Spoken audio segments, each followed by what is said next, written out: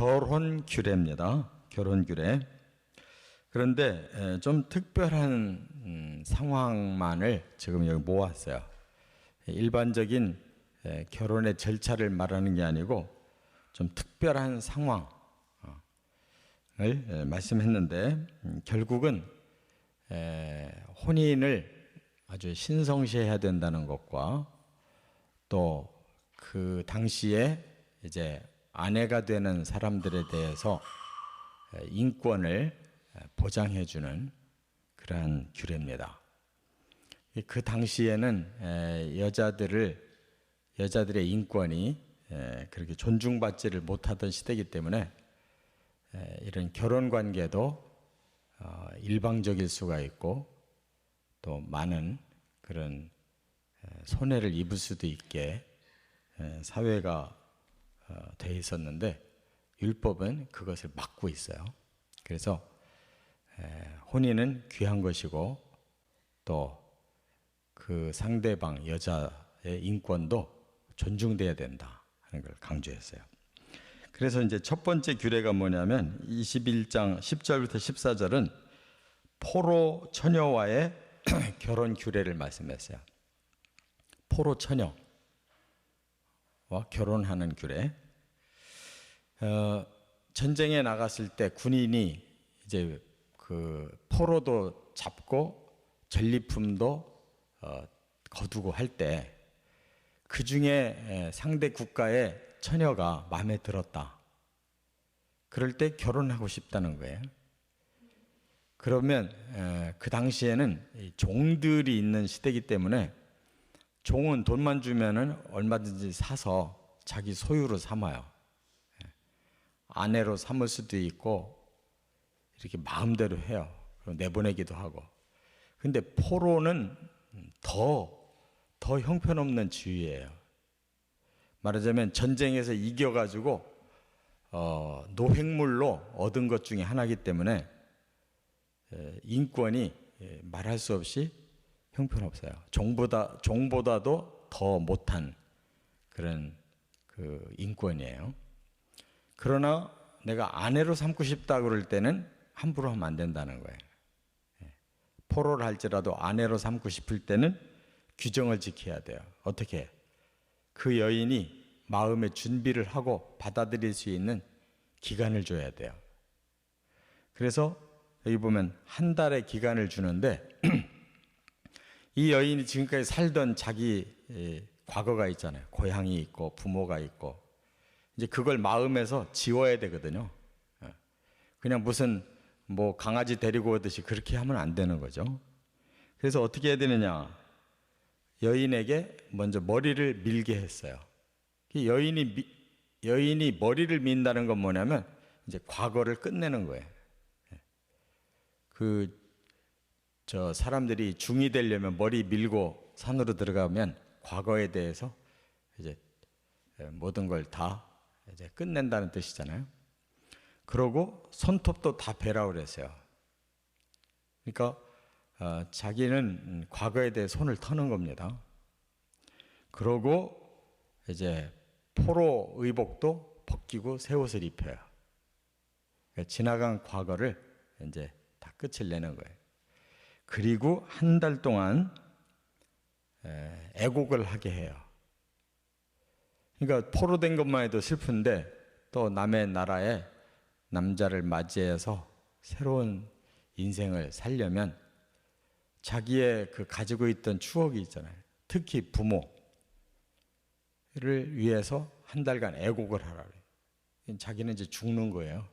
나의 과거는 땅에 묻고 이제 새로운 남자, 새로운 나라에 새로운 남자를 만나서 인생을 새로 출발하는데 충분히 마음을 비우는 시간을 가지라는 거예요. 가장 많이 생각나는 것이 부모. 부모의 그 정을 이제 정리해야 되잖아요. 이렇게 마음의 준비를 다 한 후에 맞이해라. 결혼해라 그랬어요. 이게 포로도 인권이 있다는 거죠. 그런데 막상 결혼을 했는데 마음에 안 들어서 이혼하고 싶다. 그럴 때는 그 여인에게는 이제 자유를 주라고 그랬어요. 그러니까 말하자면 포로였기 때문에 자기의 소유지만 일단 결혼을 했을 때는 아내이기 때문에 이혼 관계로서 끝내는 거예요. 그럼 그 여자는 더 이상 아내였기 때문에 포로가 아니고 자유인이에요. 혹시 욕심이 나서 이 여자를 내가 그냥 버리기는 아깝다, 돈 주고 팔아야 되겠다, 종으로도 못 판다 그랬어요. 그러니까 부부지간으로서 이혼은 가능했기 때문에 율법에, 그래서 그냥 헤어지는 것으로 끝내라. 그러니까 포로 여자라 할지라도 인권을 충분히 인정하라는 거예요.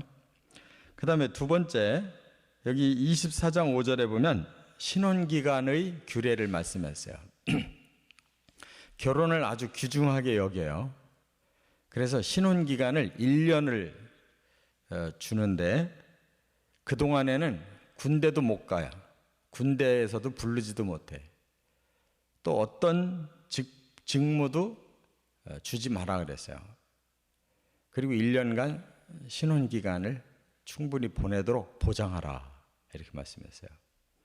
그러니까 그 시대의 신혼은 이제 오늘날과는 다르잖아요.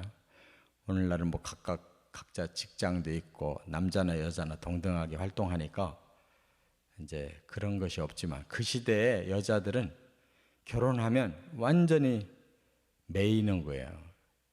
그래서 그 아내를 1년 동안 존중해 주도록 남편이 그 아내를 위해서 봉사할 수 있는 기간을 주는 거예요.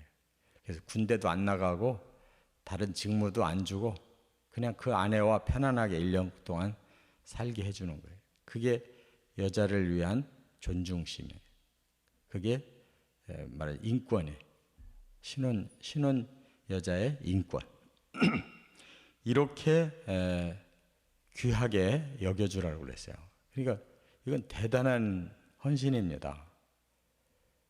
군대, 지금 나라의 흥망성쇠가 달려있는 전쟁통에서도 군대를 안 보내니까 신혼부부를 위해서. 그 다음에 끝으로 세 번째는 22장 13절부터 21절까지는 처녀성 의심을 푸는 규례예요. 어떤 사람이 결혼을 했는데 아내가 처음 생각한 것보다 실망스러워요. 그래서 버리고 싶은데 다른 방법이 뾰족한 게 없으니까 처녀가 아니었다라는 핑계로 버리려고 그래요. 그런 경우에는 처녀를 입증해야 돼. 그래서 그 아내가 처녀였다는 증거는 다른 게 없어요. 첫날 밤에 그 피를 흘리는 것을 보관해둬야 돼요. 그래서 그 처녀의 부모가 그걸 재판석에 내놔야 돼요.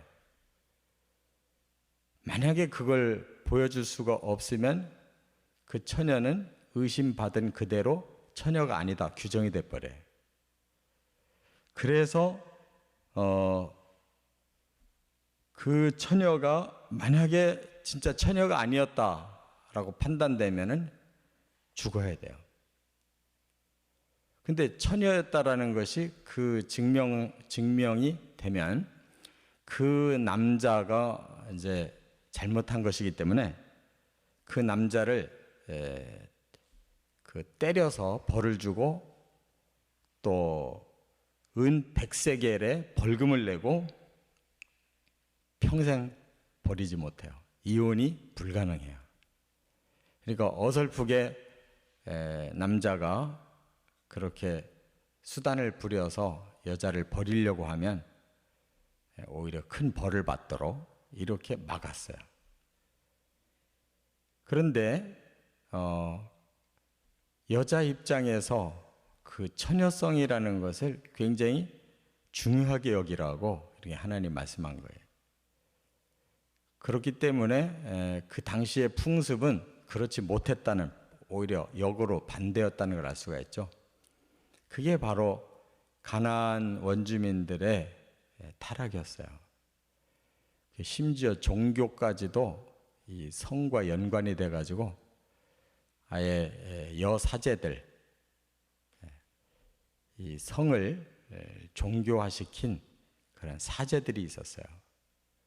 그런 시대였기 때문에 이스라엘 백성들은 그 성에 대해서 그렇게 노출되면 안 된다는 거, 아주 순결을 강조한 거예요. 그 순결은 오늘날도 마찬가지예요. 오늘날은 많이 성이 개방이 돼가지고 오히려 결혼 전에 동거를 꼭 해봐야 된다고 이렇게 말하는 그런 문화도 있는데, 그것이 사람의 생각으로 볼 때는 아주 합리적인 것 같고 좋은 것 같은데, 왜냐하면 결혼을 한번 했다가 물르기는 힘들으니까 그것이 굉장히 합리적인 것 같은데, 그렇게 사람의 합리적인 생각으로 다 된다면 뭐가 문제겠어요? 결혼은 아무리 좋은 사람하고 결혼을 해도 둘 다 죄인이기 때문에 가정을 이루어갈 때에는 그만큼의 많은 갈등과 어려움이 있는 것인데, 그걸 사람의 생각으로 합리적으로 미리 잘 맞는지 안 맞는지 시험해 보겠다, 100번을 시험해도 결과는 똑같아요. 사람은 근본적으로 100% 맞을 수가 없어요. 남자들끼리도 아무리 좋은 친구도 100% 맞는 게 아니고, 남녀간에도 100% 맞는 게 아니에요. 맞춰가면서 살아야 돼요. 그렇기 때문에 순결, 혼전의 순결을 지키는 것이 하나님의 말씀이고 그것이 100% 맞는 것이다, 우리가 깨달아야 돼요. 이렇게 해서 하나님은 결혼을 신성시하고 성을 아주 중요하게 여기시고 또 순결을 강조하셨다는 거, 우리가 이걸 깨닫고 우리도 바로 이러한 하나님 안에서 거룩한 결혼을 힘써 나가시기를 주의 이름으로 축원합니다.